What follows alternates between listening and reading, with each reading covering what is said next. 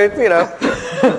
So look, I don't want to make this about me, but I know last time we spoke, you were talking about reading scripts from the new season, season 7. As you read the scripts, does anything call out as appropriate for Josh Horowitz? You say that. You say that, and actually, yeah, there's kind of like this Quasimodo character who's like trapped in a tower. I mean, you'd be perfect. We'll call your agent. We'll get you to audition, maybe a few times, and yeah. I'm going to show our conversation here. I'm doing an event with Sam in New York. Yes. Because he's a glutton for punishment. He can't get enough of me. So the fans are out there, they're watching this right now. What do they need to know about working with Sam Heughan? The good, the bad, and the ugly. It's time to tell all. I mean, you have to keep food nearby because, he gets hangry. The boy gets hangry. He's like, if you think of it like kind of like a 3-year-old, like lots of fun, likes to run into things, hit things, and he needs snacks every 15 to 20 minutes. Yes. Yeah, Katrina Balfe, everybody. What?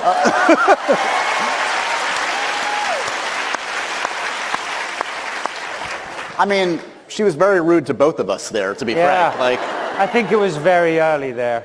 Yes. Is it true? This is a bonding thing. I get hangry too, No. Sam. No. You don't get hangry? I don't think I get hangry. Actually, I don't. Because I think Gray McTavish gets hangry. Yeah. But I do eat a lot of her snacks, though. Yeah. Okay. She's always got good snacks. What snacks? She's into like the healthy stuff, yeah. So like, hummus and dips and Greek yogurt and things. I don't really know. They're delicious and I eat them.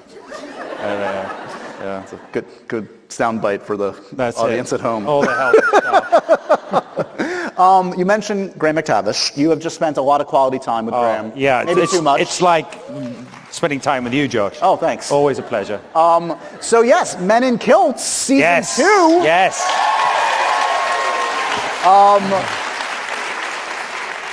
So you've just spent a few months, as I understand it, in New Zealand. That's right. Talk to me about, was it just basically like 4 months of Graham reminding you that he was in The Hobbit? Like, what went down?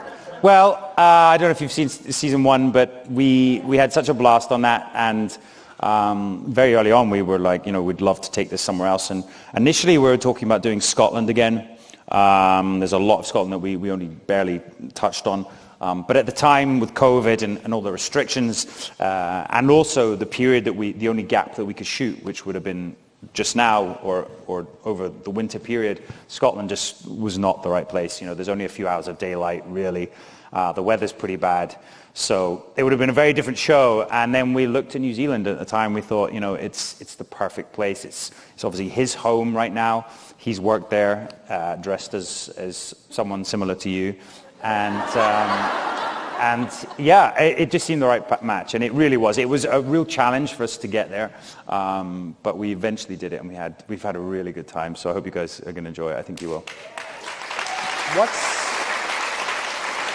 What's the worst fight you've gotten into with Graham? Does it ever get real? Because it's always playful. Yeah. How do you know when it's like, oh wait, I pushed too far? Yeah, well, so I don't know if you've seen, so season 1, there's a moment I make him go abseil off a cliff, and it's not that he's angry, but he's certainly very, very scared. So I thought this season, well, we want to see more of that, right? Right. And then when he refuses to do things, that's when tensions get high, yeah. Got it. Yeah. I feel like, so you guys have the books, Clanlands. Yes. You've got the TV show, Men in Kilts. I feel like the empire is spreading. There's this photo that Sammy, my trusty producer, her dad found outside of Philly. Can I see the Men in Kilts photo? This is apparently your new business venture. Yeah, that's us. Is that you? Yeah. You guys are now doing gutter cleaning, apparently. Yeah. It's hard to find a gutter around here, but... What's a business venture that's been proposed to you? Why did you block out the bit below? I don't want to give them free advertising. Oh, is that their For you. number? Oh, Yeah, I yeah, see. yeah. Okay. Yeah. What's next? What's the next business venture? We've got all the spirits. We've got the books. We've got the TV show. You're like Oprah over here. What is coming up next? One for you, one for you. I mean, did you always have that kind of entrepreneurial spirit, like growing up? Is that something you discovered?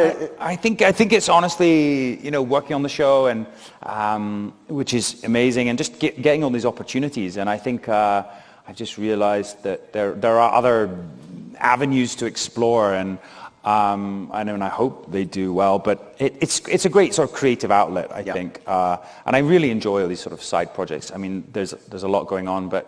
Why not? Why not go for it? Will there be another book to go along with the new season? With the new season, possibly. I mean, you've done, what was the last? So you did the Clanlands, then there was the Clanlands Almanac, right? Yeah. Coloring book next? What's next? What are you doing? No, I'm actually doing a book for myself. Yeah. Oh. Yeah.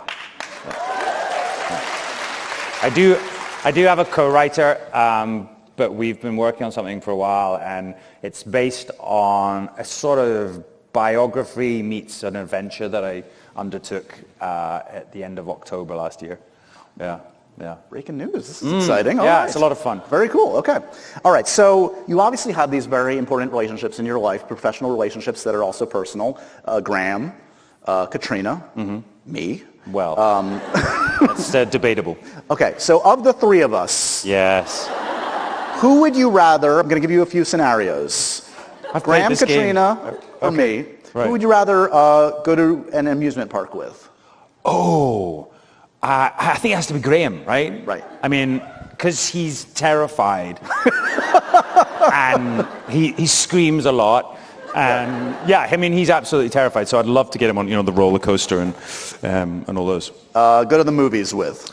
Go to the movies. Probably Katrina, because I'd have a good talk. You would talk too much. Oh, I respect the art form. I'm quiet. And you'd want to share my popcorn. It's a metaphor. Okay.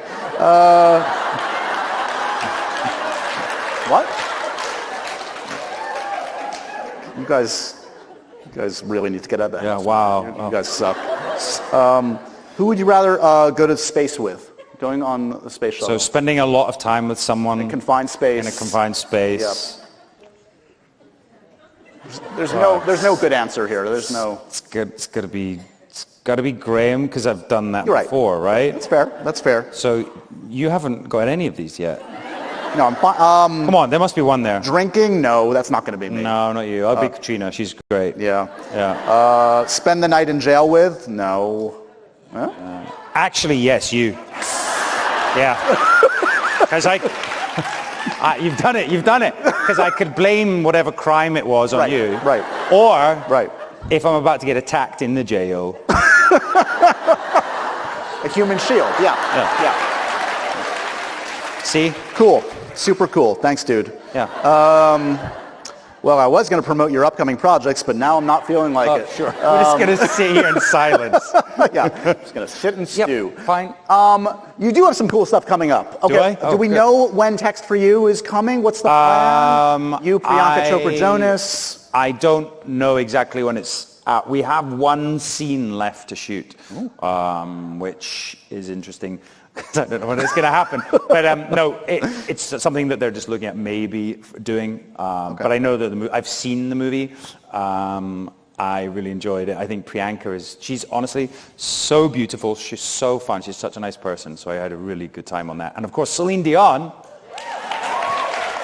It's her acting debut, and she's brilliant. She's really funny. Do you have I mean, obviously I haven't seen the movie, so I don't know exactly, but do you have like a romantic comedy / drama that's like your go-to? Like, is it like the Notting Hill Love Actually kind of thing, or old school or newer? What jumps to mind when you think of that genre? Of this movie? Yeah. Oh, this is a little bit Sleepless in Seattle, Sliding Doors, and like Notting Hill. Yeah. Okay. Yeah. Okay.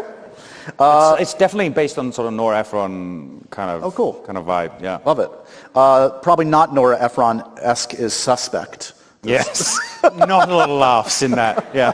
But it sounds cool. You shot this already, yes? Shot this, it's a Channel 4 drama in the UK. It's an incredible ensemble. It's 8-part drama. Every episode is a two-hander, so there's basically 2 actors throughout the whole thing, and each one is based on a conversation.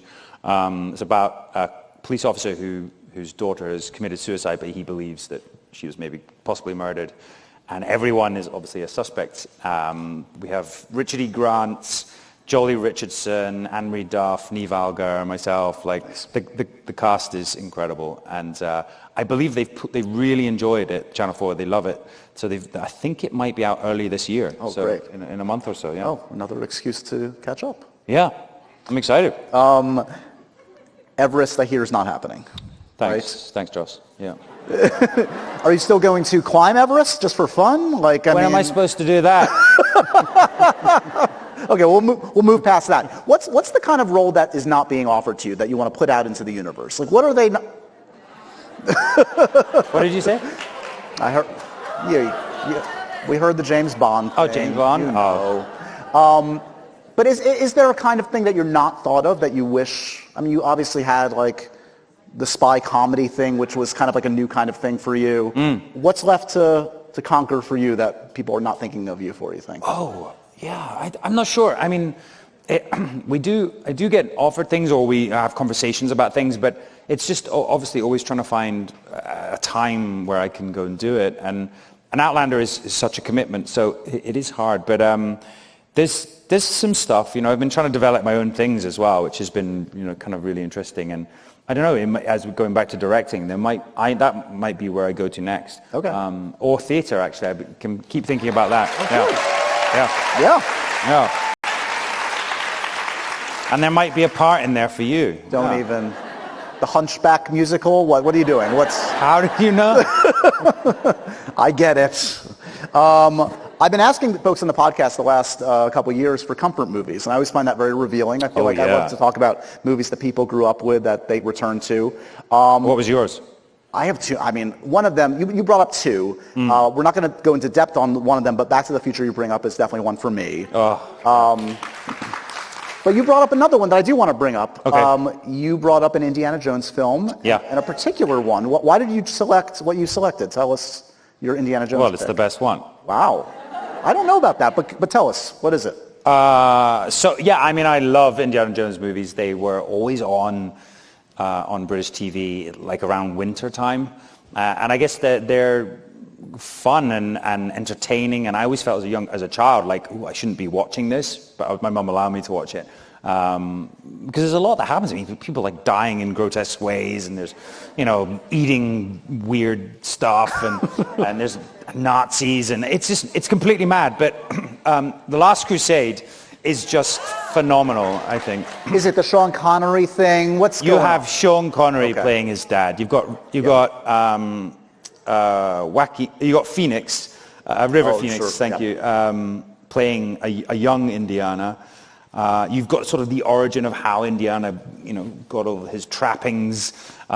It's just such a riot. Yeah. And then the sort of Holy Grail aspect of it, I just love.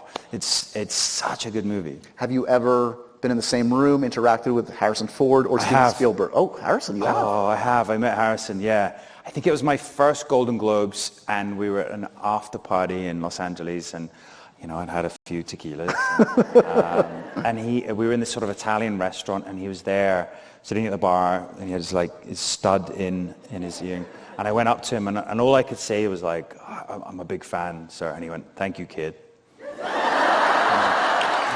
It's kind of all you want, right? Yeah. Indiana. It belongs in a museum. I love it.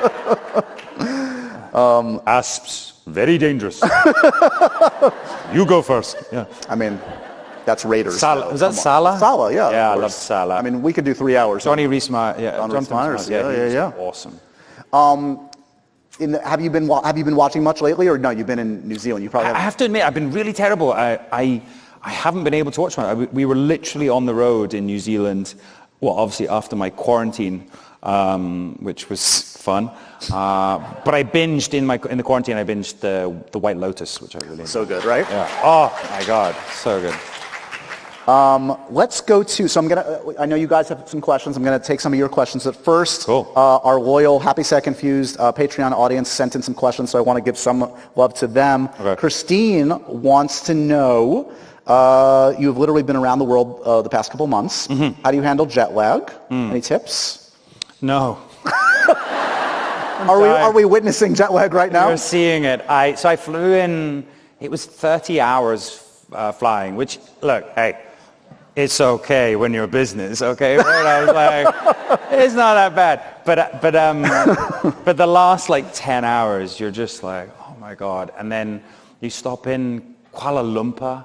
And I was like, where is that? It's fascinating.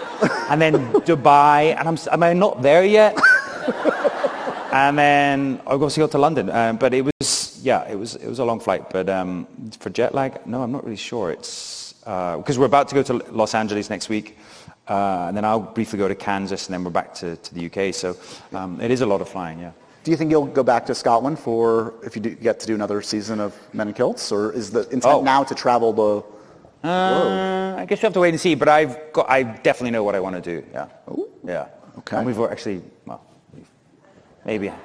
Keep drinking your tequila. Yeah. We maybe had a little conversation.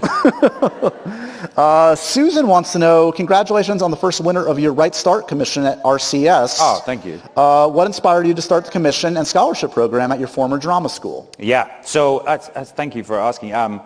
My former drama school, I decided to create a scholarship for 2 students to I guess pay their fees throughout their years at drama school. But also I created the Right Start competition, which is just to encourage all students there to sort of maybe think a little bit outside of the box. I just noticed that, in my career, it's not just acting. There is all these other opportunities, or creating your own work, and especially during COVID, but also when you are an unemployed actor and you're kind of sitting waiting for the phone to ring, which was a long time for me. You have to start making your own work and also collaborate with other people. And the competition winners on the inaugural year this year is a really interesting story by some filmmakers who want to do a play, but it's all set in a nuclear submarine. And I think right now, obviously, it's very topical. So so congratulations to them. Who is When you think back to your early days, like who was the most influential, important person, like in your early days before you kind of like got your big breaks early on, that, I don't know, showed confidence in you, that said you have something special? Was there a teacher or a fellow actor that really boosted your confidence? My first year at drama school, my acting coach took me to one side after my first term and said, "You can't act." Oh, never mind. And I thought, and I'll just continue that.